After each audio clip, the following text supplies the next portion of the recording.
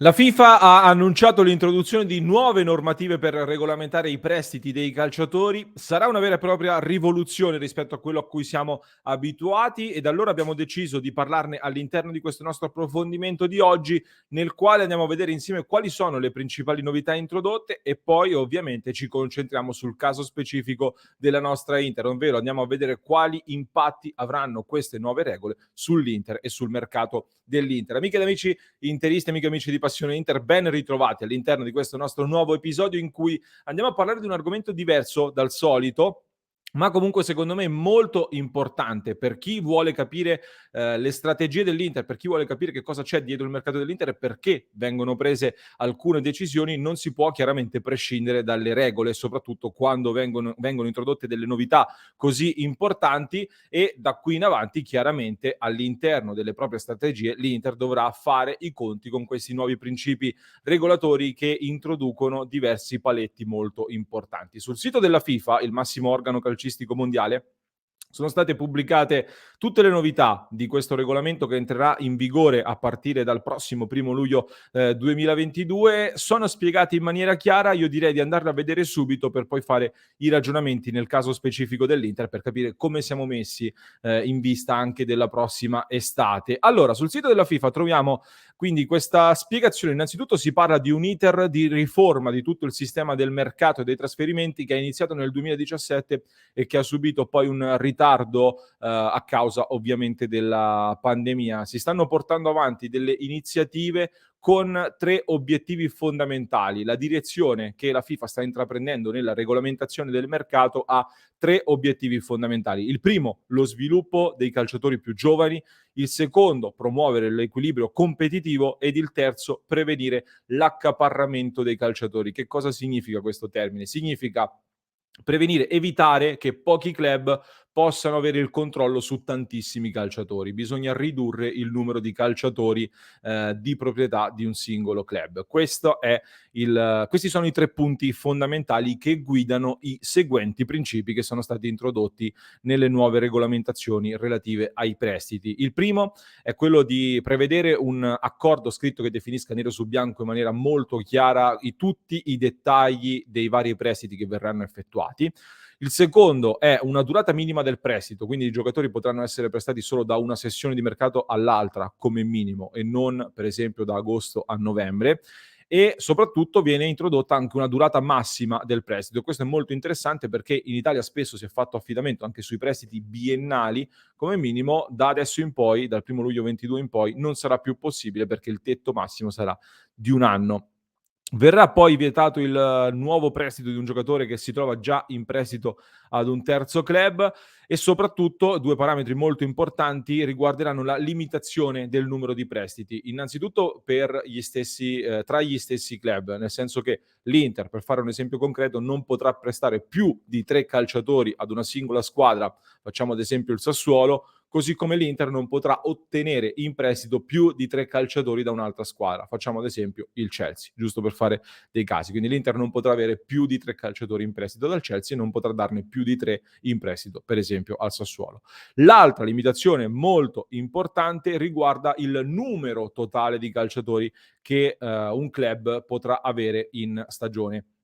Siccome è una limitazione importante che potrebbe prendere alla sprovvista molti club che comunque negli anni hanno accumulato sia in entrata che in uscita tanti prestiti, verrà garantito comunque un periodo transitorio che viene specificato come segue: dal 1° luglio 2022, quindi per la stagione 22-23, ogni club potrà avere un massimo di 8 professionisti, 8 calciatori in prestito, sia in entrata che in uscita. Quindi per la prossima stagione l'Inter, così come gli altri club, potranno avere al massimo 8 giocatori in rosa che arrivano in prestito da altre squadre e potranno al massimo prestare 8 calciatori ad altri club.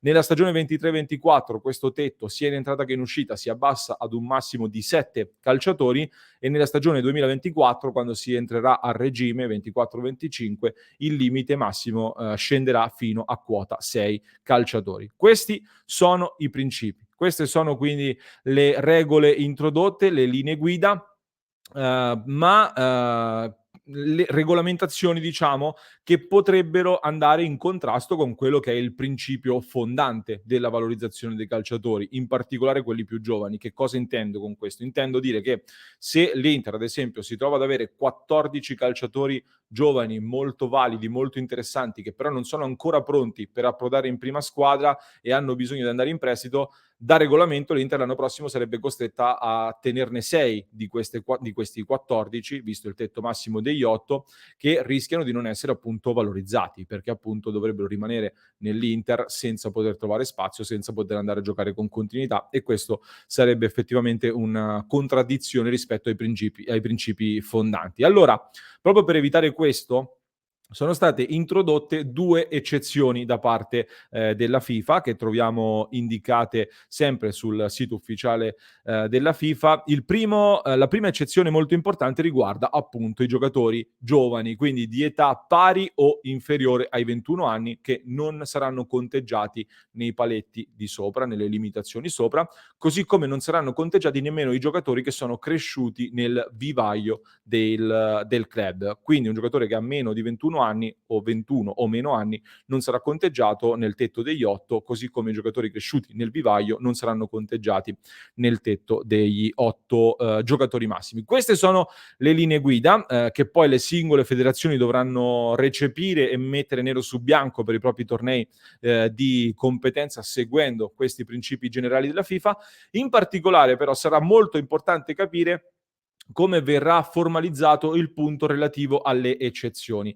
Innanzitutto per quanto riguarda l'età, perché il calciatore per far parte delle eccezioni dovrà avere 21 anni o meno di 21 anni al momento del trasferimento in prestito, oppure per tutta la durata del prestito. Questa è una distinzione molto importante, perché lo vedremo tra poco, questo potrebbe creare dei problemi anche all'Inter. Secondo punto, che cosa si intende per calciatore cresciuto nel vivaio del club? Quale parametro verrà preso come riferimento? Quello delle liste UEFA o quello per le liste Serie A?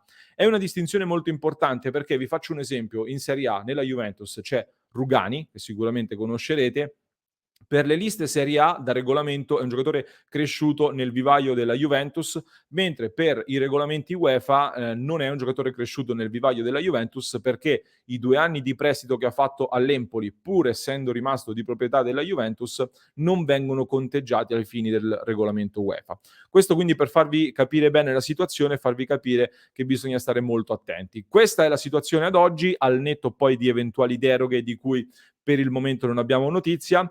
Comunque, in attesa di ulteriori chiarimenti e soprattutto delle ufficializzazioni in tutti i dettagli finali, oggi ci portiamo un po' avanti col lavoro e facciamo il punto della situazione in casa Inter sulla base dei regolamenti che sappiamo oggi e che abbiamo appena letto. Quindi l'Inter, come sappiamo bene, così come altri top club italiani ed esteri, ha tanti giocatori di proprietà, tanti giocatori che attualmente si trovano in prestito in giro per il mondo, e andiamo a vedere se con i nuovi regolamenti rischia di dover tagliare qualche calciatore che magari invece avrebbe voluto tenere, o comunque di rivedere i propri piani.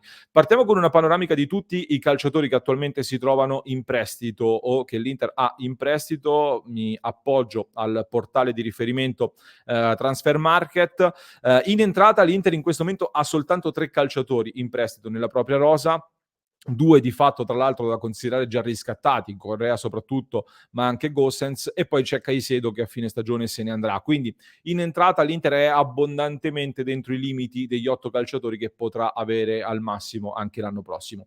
In uscita invece la cosa cambia. Cambia perché l'Inter al momento ha ben 26 calciatori in totale in prestito tra i vari club in giro per il mondo, e quindi è un problema, perché sono tanti per rientrare nel limite degli 8 che entrerà in vigore dalla prossima stagione.